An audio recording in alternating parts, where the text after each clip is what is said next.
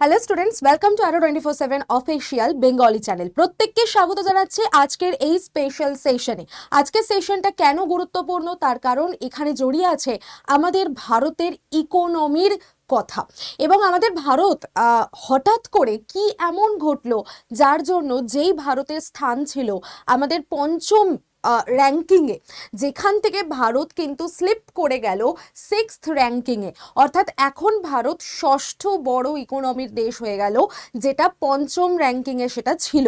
UK ভারতকে ছাপিয়ে আগে চলে গেল। তো কি এমন ঘটলো, কেন হলো এরকম, এবং এখানেই কি ভারতের স্ট্যাগন্যান্ট, মানে ভারত কি এখানেই আটকে থাকবে, নাকি এটা টেম্পোরারি ব্যবস্থা, ভারত এর থেকে আগে যেতে পারে?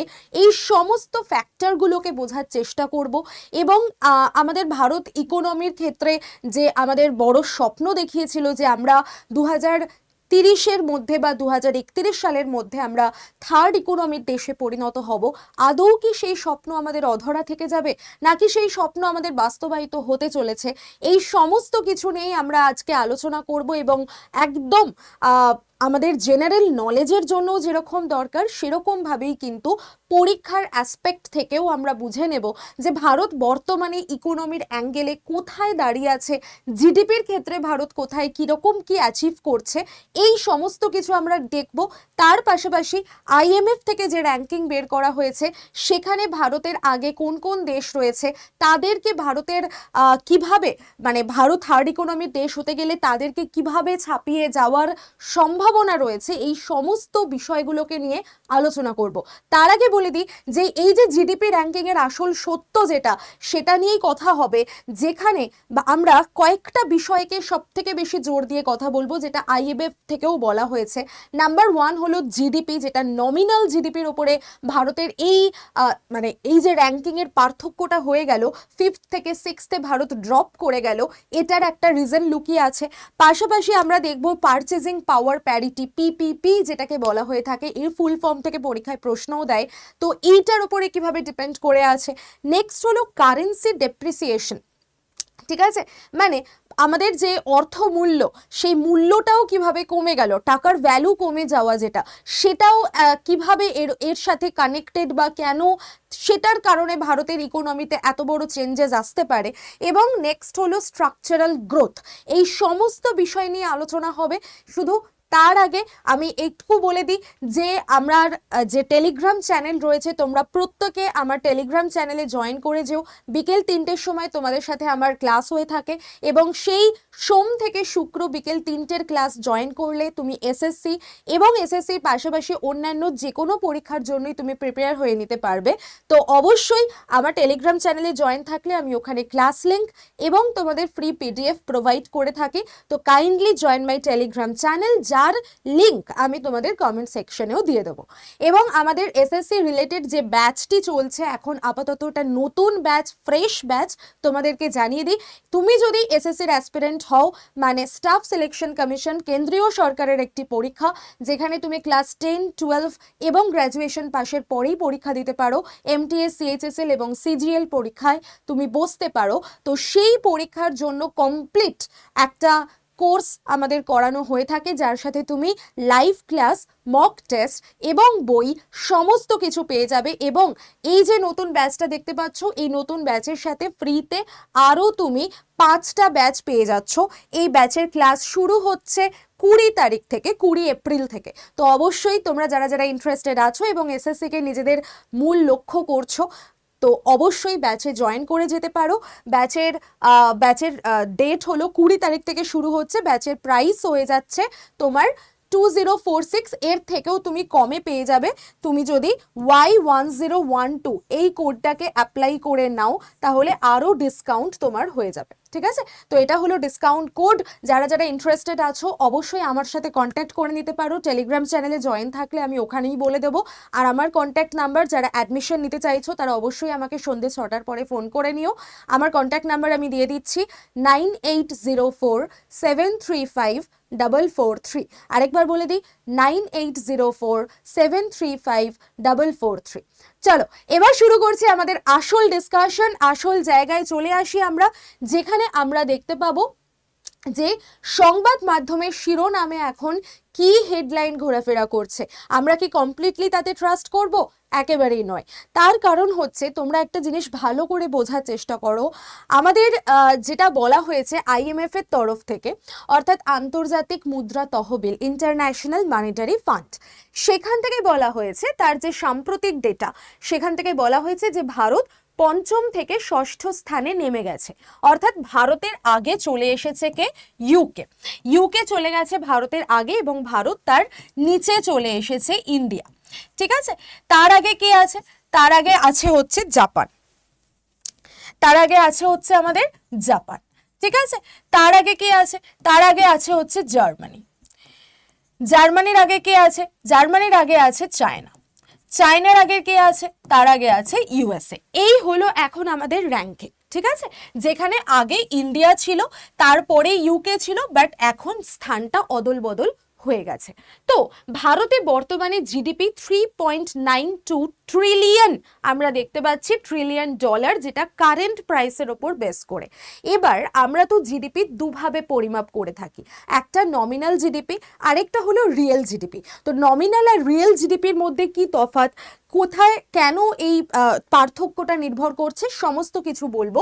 তার আগে এটুকু জেনে রাখো যে ভারতে এখন আইএমএফ থেকে যে জিডিপি মানে যেটা মাপা হয়েছে, সেক্ষেত্রে দেখা গেছে যে ভারত এখন 3.92 ট্রিলিয়ন ডলারে অবস্থান করছে।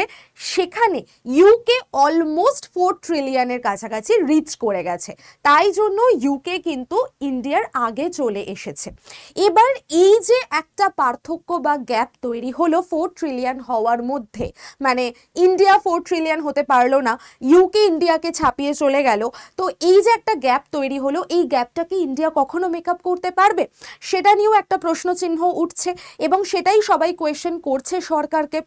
এবং দেখো, আগামী 2 আর্থিক বছরের জন্য, মানে ফাইন্যান্সিয়াল ইয়ার 2027 এবং 28-এর কথা বলা হচ্ছে, 2026-এর যে ডেটা সেটা আমরা পেয়ে গেলাম, আইএমএফ প্রকাশ করে দিল, এবং সেখানে দেখা গেল যে ভারত 6th পজিশনে চলে এসেছে, ইউকে পঞ্চম পজিশনে চলে গেছে।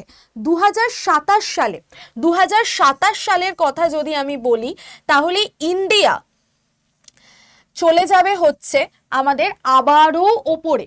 ঠিক আছে, ইন্ডিয়া চলে যাবে আবারও ওপরে, ইউকে চলে আসবে নিচে। 2028 সালের কথা যদি আমি বলি, তাহলে ইন্ডিয়া চলে যাবে আরও ওপরে, অর্থাৎ জাপানের জায়গায় চলে যাবে ইন্ডিয়া, জাপান চলে আসবে আরেক স্টেপ নিচে।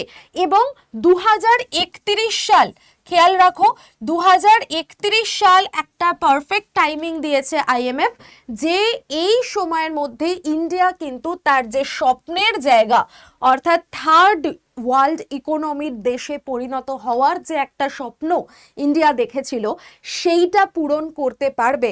জার্মানিকেও ছাপিয়ে চলে যাবে, চায়নার পরে চলে আসবে, অর্থাৎ ইউএসএ, চায়না এবং ইন্ডিয়া, এই রুলিং 3টে কান্ট্রি হয়ে যাবে।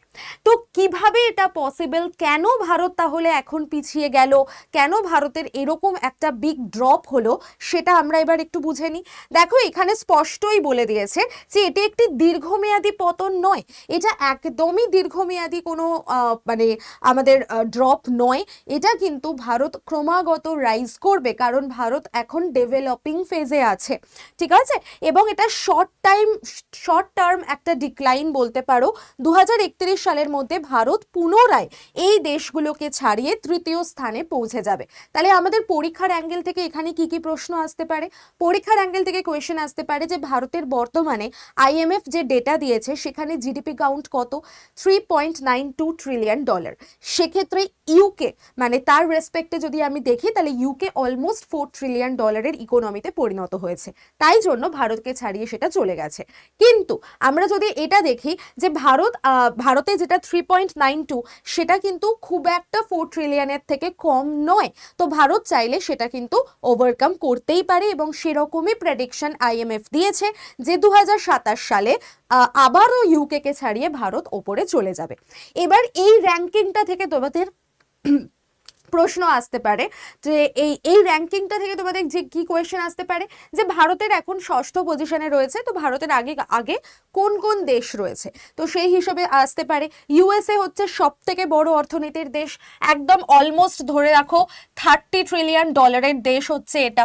চায়না ধরে নিতে পারো 19.62, আমার যতদূর খেয়াল পড়ছে, ঠিক আছে। তো এরকম ভাবে কিন্তু যে র্যাঙ্কিংটা সেটা নির্ভর করছে।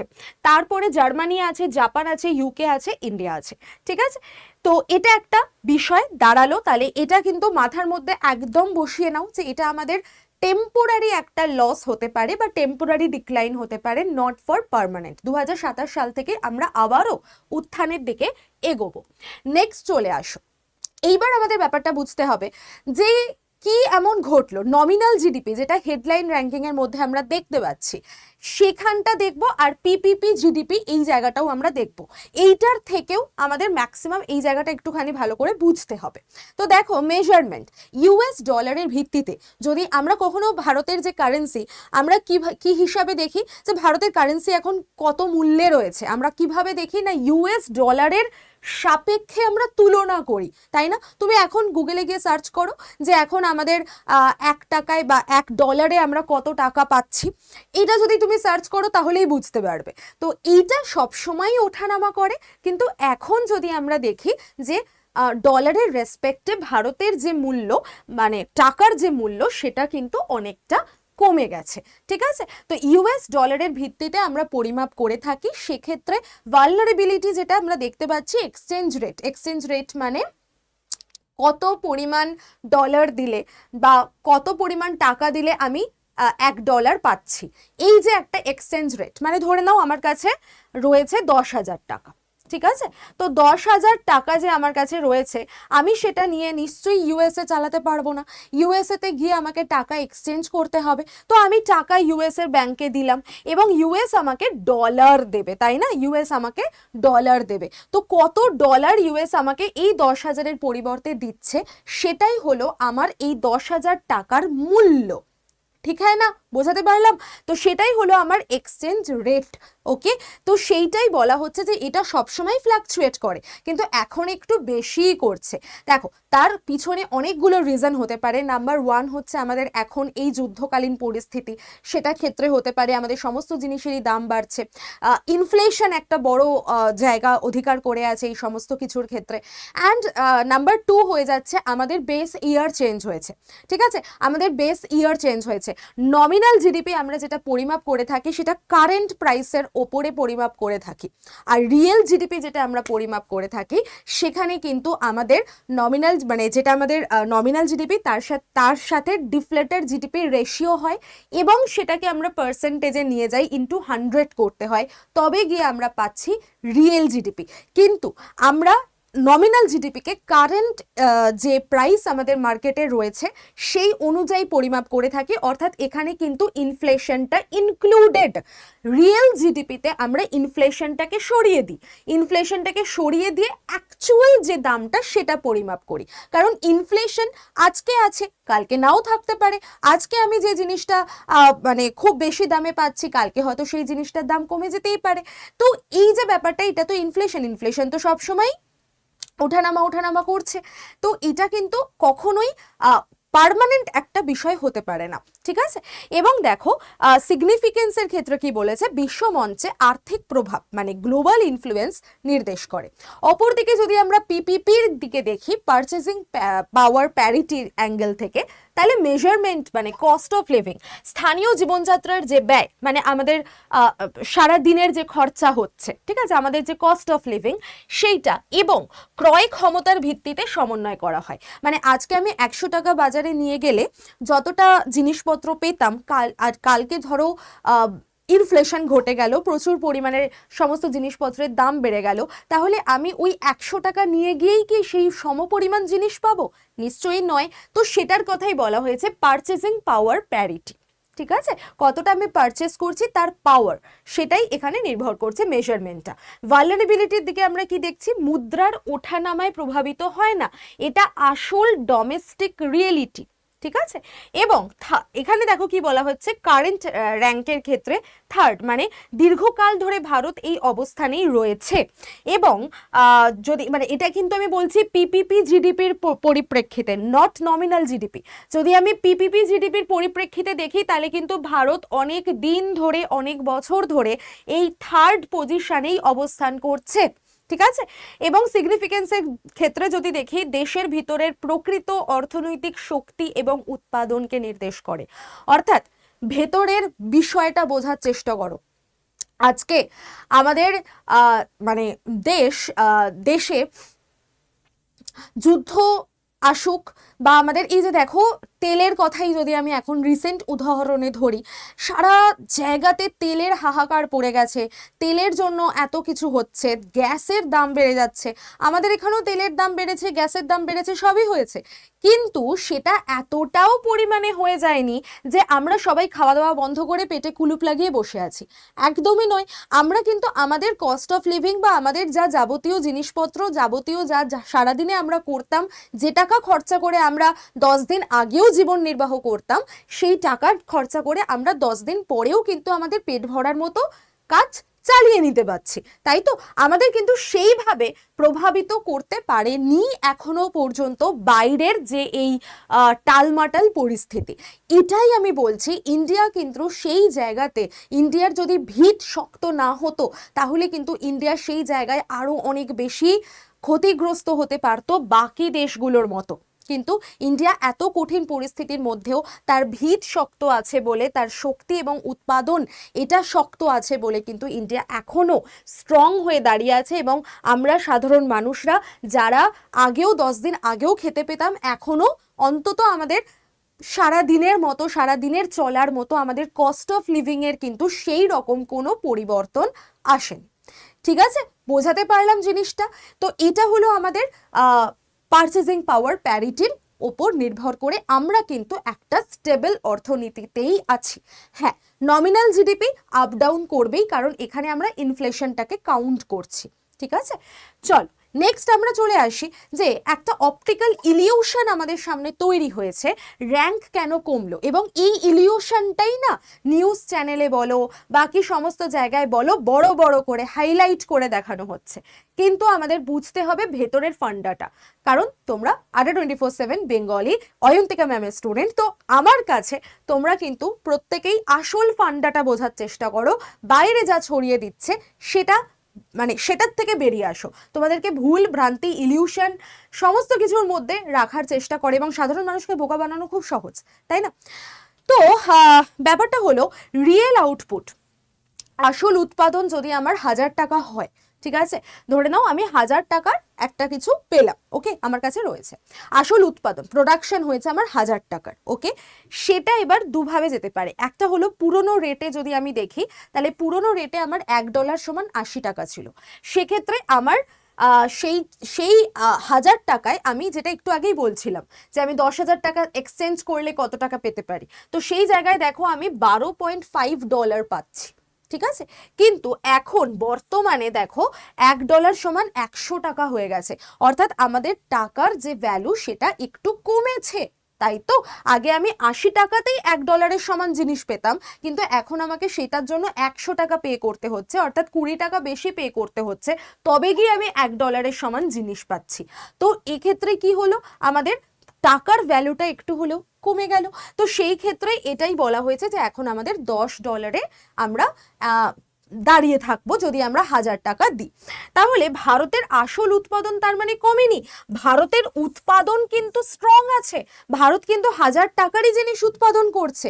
হ্যাঁ, ইউএস এর সাপেক্ষে যদি আমরা দেখি তাহলে আমাদের টাকার ভ্যালু কমেছে। এবার ইউএস তো ভাবা, ও তো আরো অনেক বাজে কন্ডিশনের মধ্যে দাঁড়িয়ে আছে, কারণ হ্যাঁ ওর হয়তো এক্সপোর্ট ইম্পোর্ট বলো বা ওর যে বাণিজ্যিক পাওয়ার সেটা হয়তো অনেক স্ট্রং, কিন্তু ইউএস তো মেইন একটা যুদ্ধের এরকম পরিস্থিতির মধ্যে দাঁড়িয়ে আছে, তাই না? তো ওই আমি যদি ডলারের রেসপেক্টে দেখি, আমার ইন্ডিয়ার রুপির প্রাইস কমেছে ঠিকই কথা, কিন্তু সেটা তো সর্বক্ষণের জন্য নয়, সেটা একটা কিছু টাইমের জন্য, তারপরে কিন্তু আবার সেই জিনিসটা আমরা মেকআপ করে দিতে পারবো। তো আমাদের প্রোডাকশন বা আমাদের উৎপাদন কিন্তু ঠিকই আছে, যেটা আগে ছিল এখনো সেরকমই আছে। তো কারেন্সি রেজিলিয়েন্স আগেনস্ট ইউএসডি যদি আমরা দেখি, তো এইভাবেই হচ্ছে। হ্যাঁ, আমাদের একটু কমেছে, সেটা আমরা দেখতেই পাচ্ছি। তো কারেন্সি স্টেবিলিটি, ডলারের বিপরীতে ইউরো এবং পাউন্ড আপেক্ষিকভাবে স্থিতিশীল ছিল, এখনো আছে সেইভাবে। হাই ভ্যালু এক্সপোর্টের মধ্যে যদি আমরা দেখি, তাহলে জার্মানির অর্থনীতি উচ্চ মূল্যের রপ্তানির ওপরে নির্ভরশীল, যা তাদের জিডিপি ধরে রাখতে সাহায্য করেছে। ওরা অনেক উচ্চ মূল্যে হাই ভ্যালুতে ওরা এক্সপোর্ট করে থাকে। এবং ক্যাপিটাল ফ্লাইটের কথা যদি বলি, তাহলে গ্লোবাল যুদ্ধের কারণে বিশ্বের বিনিয়োগকারীরা উন্নয়নশীল দেশ থেকে মূলধন সরিয়ে নিরাপদ, মানে ডেভেলপড যে সমস্ত কান্ট্রিগুলো রয়েছে বা ডেভেলপড ইকোনমি রয়েছে, সেখানে বিনিয়োগ করা শুরু করেছে। অবভিয়াসলি না, তুমি আজকে এই যুদ্ধের পরিস্থিতিতে তুমি ভাবো না, একটা মানে একদম কমন মানে সাধারণ একটা আইকিউ থেকে ভাবো যে তুমি আজকে যে দোকানটা সবে সবে উঠছে, তুমি কি তাকে বিশ্বাস করবে না যে বহুদিন ধরে একটা ভালো পজিশনে রয়েছে? তুমি তাকে বিশ্বাস করবে। অবভিয়াসলি তুমি নাম্বার 2 যেটা বললাম তাকে বিশ্বাস করবে, কারণ সে বহুদিন ধরে টিকে আছে সেখানে, এবং সে যতই দাম বেশি দিক যাই করুক, তুমি তার জিনিসের ওপর ভরসা বেশি করবে, কারণ সেটা বেশি দিন ধরে টিকে আছে, তাই তো? তো তোমার এটাই হয়েছে ক্যাপিটাল ফ্লাইটের ক্ষেত্রেও সেম ব্যাপারটা ঘটেছে। নেক্সট চলে আসো হচ্ছে রিয়েলিটি চেকে। রিয়েলিটি চেকে হচ্ছে হাই গ্রোথ রেট। বিশ্বের অন্যান্য বৃহৎ অর্থনীতির তুলনায় ভারতে 6-7% গ্রোথ রেট এখনো পর্যন্ত সর্বোচ্চ পর্যায়ে রয়েছে। তো ভারত এখন $3.9 ট্রিলিয়ন দাঁড়িয়ে আছে। ম্যাসিভ সাইজের কথা যদি বলি, সাময়িক মুদ্রার ওঠানামা সত্ত্বেও ভারত কিন্তু এখন 3 ট্রিলিয়ন প্লাসে ইকোনমি হিসেবে স্ট্যান্ড করে আছে। কনজামশন ড্রিভেন মার্কেটের কথা যদি বলি, তাহলে চীনের মতো ভারত শুধুমাত্র রপ্তানির ওপরে একদমই নির্ভরশীল নয়, কারণ ভারত আত্মনির্ভর ভারত হিসাবে গড়ে উঠছে। তো ভারতের নিজস্ব প্রোডাকশন আছে, ভারত শুধুমাত্র বাইরের দেশ থেকে আসবে আমি তার উপরে নির্ভর করে আছি, এরকম কান্ট্রি ভারত নয়। ঠিক আছে? তো 55-60% কিন্তু আমরা ডোমেস্টিক কনজিউমই করে থাকি। 55-60% যে আমাদের উৎপাদন হয়, সেটা আমাদের ভারতের মানুষের মধ্যেই কনজামশন হয়ে থাকে। ঠিক আছে? দেশীয় ব্যবহারেই কাজে লাগে। বৈশ্বিক বাণিজ্য ব্যাঘাত, ট্রেড ডিসরাপশন যা রয়েছে, সেটার থেকে অর্থনীতিকে আমাদের রক্ষা করছে, তাই তো? চল, তো এটা আমাদের একটা বিরাট বড় পজিটিভ দিক, কারণ আমরা আত্মনির্ভর ভারতের দিকে এগোচ্ছি। ইনোভেটরস 2031 সালের মধ্যে কিভাবে আবার আমরা #3 মানে আমাদের থার্ড ইকোনমির দেশে পরিণত হতে পারবো। ডেমোগ্রাফিক ডিভিডেন্ড যদি আমরা দেখি, জনমিতিক লভ্যাংশ, বিশ্বের বৃহত্তম এবং তরুণ প্রজন্ম যারা রয়েছে তারা যথেষ্ট কর্মক্ষম, তারা যথেষ্ট ভারতের ইকোনমিকে স্ট্রং বানাতে সক্ষম। তারা আমাদের প্রোডাকশন যেরকম হচ্ছে, প্রোডাকশনের পাশাপাশি আমাদের UPI system, digital marketing, digital পরিকাঠামো, এটাও যথেষ্ট পরিমাণে গ্রোথ করছে। সেটার পাশাপাশি আমাদের যেটা স্ট্রাকচারাল রিফর্ম হচ্ছে, অর্থাৎ আমরা মেক ইন ইন্ডিয়া বলো, এই ধরনের প্রজেক্ট লঞ্চ করছি, পিএলআই স্কিম বার করছি। পিএলআই স্কিমের ফুল ফর্ম হলো প্রোডাকশন লিঙ্কড ইনসেন্টিভ। মাথায় রাখবে, এখান থেকে প্রশ্ন দিতে পারে পিএলআই স্কিম। তো আমরা পিএলআই স্কিম বের করছি, লিঙ্কড ইনসেন্টিভ, এবং বিশ্বব্যাপী সাপ্লাই চেন ডাইভার্সিফিকেশন। চীন থেকে কোম্পানিগুলোকে ভারতে সরিয়ে নিয়ে আসা হচ্ছে। ঠিক আছে? চীনে যে সমস্ত কোম্পানিগুলো ছিল, সেগুলো এখন ভারতে এসে তাদের প্রোডাকশন হাউস খুলছে। তো এটা একটা বিরাট বড় দিক, যেটা ভারতের ইকোনমিতে অবভিয়াসলি পজিটিভ একটা প্রভাব ফেলবে। ঠিক আছে? তো এটা আমরা দেখলাম। আচ্ছা, এখানে আরেকটা জিনিস বোঝার চেষ্টা করো, একটা কোর কনসেপ্ট রয়েছে, সেটাকে বলা হয় কম্পাউন্ড এফেক্ট। কম্পাউন্ড এফেক্ট ব্যাপারটা কি? সেটা হলো উন্নত দেশগুলো যেগুলো রয়েছে, ঠিক আছে, যেমন ধরো জার্মানি রয়েছে, জাপান রয়েছে, তাদের প্রবৃদ্ধির হার কিন্তু ভীষণই স্লো গ্রোথ, কারণ তারা যতটা উন্নত হওয়ার হয়ে গেছে এখনের রেসপেক্টে। এবার যাদের যে উন্নতিটা হচ্ছে সেটা খুবই কম গ্রোথের মধ্যে, 0-1%-এর মধ্যে গ্রোথ হচ্ছে। দেখো, 0-1%-এর মধ্যে গ্রোথ হচ্ছে। সেক্ষেত্রে ইন্ডিয়ার যে গ্রোথ রেট, সেটা হলো 6-7%। তাই জন্যই হাই পসিবিলিটি, আইএমএফ এই পসিবিলিটিটাই দিয়েছে যে 2028 বা 2031 সালের মধ্যে কিন্তু ভারত থার্ড ইকোনমির দেশে পরিণত হয়ে যেতে পারে। জাপান এবং জার্মানিকে হারিয়ে চায়নার পরেই চলে আসতে পারে। ঠিক আছে? ওভারটেক করে নিতে পারবে। তো আমরা এগ্রিকালচারের দিকে বেশি ফোকাস করছি, কৃষি নির্ভরতা বাড়াচ্ছি, তার পাশাপাশি আমরা প্রোডাকশনের দিকে নজর দিচ্ছি, কারণ মানুষ কৃষি থেকে আস্তে আস্তে শিল্প পরিষেবার দিকে কিন্তু ঝুঁকছে। এবং তার জন্য আমাদের কি হচ্ছে, সার্ভিস এবং ইন্ডাস্ট্রি, পরিষেবা ও শিল্প, কারণ আমরা জানি যে আমাদের যে টার্সিয়ারি সেক্টর বা সার্ভিস সেক্টর, সেখান থেকেই আমাদের জিডিপির ম্যাক্সিমাম যে গ্রোথ সেটা কিন্তু নির্ভর করছে। ঠিক আছে, তো সেইটা আমরা এখান থেকে পাচ্ছি। তো আমরা কিন্তু যথেষ্ট গ্রোয়িং ফেজে রয়েছি। অবশেষে দেখো, আরবানাইজেশন, আমাদের দ্রুত আরবানাইজেশন ঘটছে। আরবানাইজেশনের ফলে আমরা সিমেন্ট, স্টিল, এই সমস্ত ইনফ্রাস্ট্রাকচারের দিকে আমাদের বিশাল পরিমাণে একটা চাহিদা বা ডিম্যান্ড তৈরি হয়েছে। ইনভেস্টমেন্ট সাইকেল রিভাইভাল, সরকারি এবং বেসরকারি যে মূলধনী ব্যয়, ক্যাপিটাল এক্সপেন্ডিচার, এগুলো নতুন করে গতি পাচ্ছে। তো এই হলো ব্যাপার। এইবার আমাদের কিছু নেগেটিভ দিকও রয়েছে। এতক্ষণ ধরে আমি তোমাদের সমস্ত পজিটিভ দিকগুলোকে ব্যাখ্যা করলাম যে কেন ভারত এই ফেজটাকে কাটিয়ে উঠে অবভিয়াসলি থার্ড ইকোনমিতে পরিণত হতে পারে। ঠিক আছে, এতক্ষণ ধরে আমি পজিটিভ জিনিসগুলোকে ব্যাখ্যা করলাম এবং প্রত্যেকটা পয়েন্ট ইম্পর্টেন্ট, প্রত্যেকটা পয়েন্ট থেকে প্রশ্ন আসতে পারে। তো খাতায় পারলে এই পয়েন্টগুলোকে লিখে নিও। ঠিক আছে, একটা একটা করে পয়েন্ট যেগুলো আমি ব্যাখ্যা করলাম যে ভারত থার্ড ইকোনমির কান্ট্রিতে কিভাবে পরিণত হতে পারে। এইবার এর মধ্যে বাধা তো আসবেই, যে কোনো ভালো কাজে বাধা আসে। সেই বাধাগুলো কিভাবে হতে পারে বা কোথার থেকে আসতে পারে, দেখো বিষয়গুলো কোন কোন বিষয়গুলো #3 হওয়ার পথে আমাদের বিলম্বিত করতে পারে। নাম্বার 1 হলো low per capita income and inequality. Obviously আমাদের সম্পদের সমবন্টন নেই। কেউ হয়তো প্রচুর বড়লোক, কেউ হয়তো খুব গরিব, সারাদিনে একবেলা খেতে পর্যন্ত পারে না। তো এটা একটা বিরাট বড় প্রবলেম, ইনইকুয়ালিটি। অ্যান্ড নাম্বার 2 হলো আমাদের পার ক্যাপিটা ইনকাম খুবই লো। মানে আজকে যিনি দিনমজুর খাটছেন তিনি যত টাকা কামাচ্ছেন আর একজন যিনি আইটি কোম্পানিতে জব করছেন তিনি যে টাকা কামাচ্ছেন, এইটার মধ্যে একটা বিস্তর ফারাক রয়েছে। ঠিক আছে, তো লো পার ক্যাপিটা ইনকামও আমাদের রয়েছে, যে আমরা কিন্তু প্রত্যেক মাথা পিছু যদি ইনকাম ধরি সেটাও আমাদের অনেকটাই কম। ঠিক আছে, আচ্ছা নেক্সট আমাদের যেটা প্রবলেম আসতে পারে সেটা হলো এক্সটার্নাল ভার্নাবিলিটিস। এক্সটার্নাল ভার্নাবিলিটিসের মধ্যে কি পড়ছে, অপরিশোধিত তেলের ওপর নির্ভরতা, অয়েল ডিপেন্ডেন্সি আমাদের রয়েছে, মানে যেগুলো জীবাশ্ম তেল, পেট্রোলিয়াম জাত যে তেল আমরা পাচ্ছি, পেট্রোল, ডিজেল ইত্যাদি। এখানে আরেকটা পজিটিভ দিকের কথা আমি তোমাদের বলতে পারি, কারণ ভারত আস্তে আস্তে গ্রিন হাইড্রোজেনের প্রোডাকশন হাব হয়ে উঠছে। ঠিক আছে, এটার আপডেট আমি তোমাদের অলরেডি বাজেট যখন পড়িয়েছিলাম তখন বলেছিলাম।